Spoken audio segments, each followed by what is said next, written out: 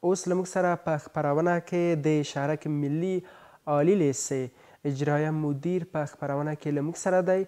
له هغوی سره به د هغوی د فعالیتونو او د لاسته راوړنو په اړه خبرې اترې ولرو. جناب رحمانی صاحب عزیز و گرامی، سلام، صبح شما بخیر، بسیار زیاد خوش آمدید به برنامه صبح معارف. علیکم السلام. سلام بر شما و بینندگان تلویزیون معارف. سلامت باشید جناب رحمانی صاحب گرامی. یک معرفی کوتاهی از خود داشته باشید تا بیننده عزیز ما شما معرفت حاصل کنند. اسم ما روح الله رحمانی است، باشنده قریه قمچاق ولسوالی سیاگرد غوربند ولایت پروان، فعلا به حیث مدیر اجرایی لیسه شهرک ملی حوزه 15 تعلیمی. ماشاءالله، بسیار خوب است جناب رحمانی صاحب گرامی. خدا متعال توفیق بیشتر برای شما بده که شما بتونید برای جامعه افغانی ما شما کمک کنین و خدمت کنین. جناب رحمانی، چه مدت زمان میشه که شما وارد بخش تعلیمی کشور شده؟ ما در سال 1383 به حیث معلم در لیسه قمین شهید ولایت پروان ولسوالی سیاگرد غوربند مقرر شدم. بعد از سپری نمودن یک سال به صفت معاون اداری لیسه قمچاق که فعلا به نام لیسه عبدالفتاح شهید است، مدت 6 سال اونجا به صفت معاون اداری های وظیفه می‌نمودم. بسیار خوب است.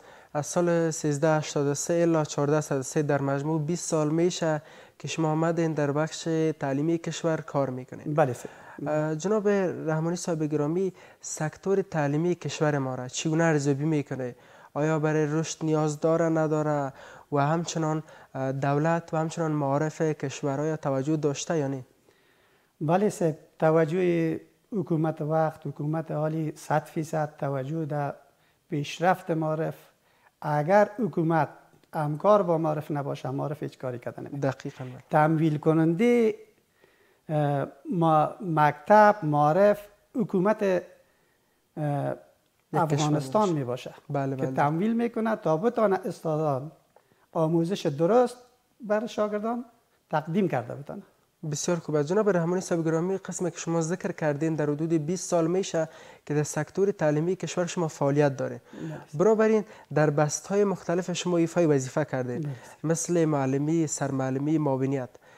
در این بخشایی که متفاوت هستند، کدام بخش و کدام بست و کدام مقام واقعا اجرا کردن وظیفه خیلی مشکل بود؟ امی وظیفه، هر کدام وظیفه که در معارف او را مقدس بدانی و وظیفه ایمانی وجدانی خود فکر بکنی، او مسئولیت های خود حس بکنی، او هم مسئولیت خود داره، هم سهولت خود داره. دقیق. و ما سخت‌ترین وظیفه همین مدیریت اجرایی را میدانم که واقعا مدیریت اجرایی ستون فقرات یک مکتب می باشه. به خاطر ازی که تماما اجرات اداری ازی مربوط مدیریت اجرایی است. بسیار خوب. از جناب رحمانی گرامی، شما در مجموع خب 20 سال شد وارد سکتور تعلیمی کشور شدین. قبل از او پانتون را کجا تمام کردین؟ پانتون در پانتون ادراک از رشته ریاضی. ماشاءالله، بسیار خوب است. خیلی از افراد شکایت دارن از بخش ریاضی و علاقه ندارن. برابر این چگونه باز یک فرد بتونه علاقه پیدا کنه با رشته ریاضی و دستاورد بزرگ داشته باشه؟ ریاضی یک مضمون بسیار عالی است وقتی که دلچسب وقتی بر انسان میشه که در عمق ریاضی داخل شه. بله.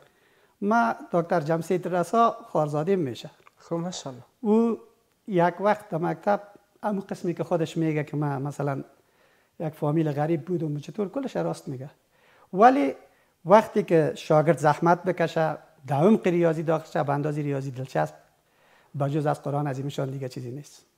دقیقاً. بله، ریاضی یکی از بخشای بزرگی از علم است و زمانی که یک فرد با علاقه وارد ریاضی شود خیلی از دستاورد بزرگ را میتونه داشته باشه. واقعا ما خودم اینمیالی فعلا که از رشته ریاضی فارغ شده ایم، در امورات اجرایی محاسبه هیچ نوع مشکل ندارم و تماما کارکردهای لیسه شهرک ملی خود و حوزه 15 تعلیمی را استحقاقایش کنترلش تماماش زیر نظر مدیریت مالی حوزه تعلیمی به پیش میبرم. ماشاءالله، بسیار خوب. و فوق العاده همکاری میکنیم. خدا متعال دیگه هم توفیق بر شما بده و خدا متعال به دستاوردهای شما بیافزاید. جناب رحمانی صاحب گرامی، برای هموطنان عزیز ما حرف پیامی داشته باشه که کامرای تلویزیون معارف در خدمت شماست.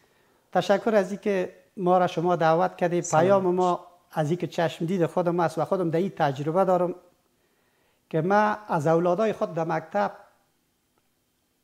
هفته یک دفعه، ماه 4 دفعه حتما با اداره مکتب در تماس می شدم. بسیار خوب. و شبانه از اولاد خود پرسان میکردم چی خواندی، چی کار کردی، گزارش روزت برای ما بده. لله الحمد یک بچه‌م انجینر است، ماشاءالله، یک بچه‌م دکتر است. دیگهش از همین لیسه شهرک ملی سال گذشته فارغ شد، 336 نمره گرفت، در انجینری سیول کابل کامیاب شد. پیام ما برای اولیای شاگردای لیسه شهرک ملی و به خصوص در مجموع از کل افغانستان نیست که 4 ساعت اولاد از یا پیش مکتب در آموزش قرار داره و اگر یا هفته 4 مرتبه اقلا ما یک دفعه که اداره مکتب در تماس شود، از اداره مکتب از اولادش پرسان بکنه و شب 1 ساعت از اولادش پرسان بکنه، باعث پیشرفت و تمامش انشالله به قله‌های موفقیت میرسه. اینمی پیام ما به تمام مردم افغانستان. سلامت باشی. بسیار تشکر بابت اینکه در برنامه صبح ما رو حضور پیدا کرد. تشکر از شما، از برنامه شما، تشکر از تمام پرسنل شما که زحمت کشیدن در لیسه شهرک ملی آمدن و این پروگرام ترتیب کردن تا ما تانستیم و دستاوردهای خود و یک جهان تشکر از مدیر اسبق لیسه حضرت الله اسمتی، لطیف بخادری که معاون تدریسی بود، محمد حنیف خان، احمد ولی بکراموال، معاون صاحبای یوناس و حوزه تعلیمی و ریاست معارف که با ما در هر عرصه همکار هستند. بله، سلامت باشید. بسیار تشکر. بخیر باشید.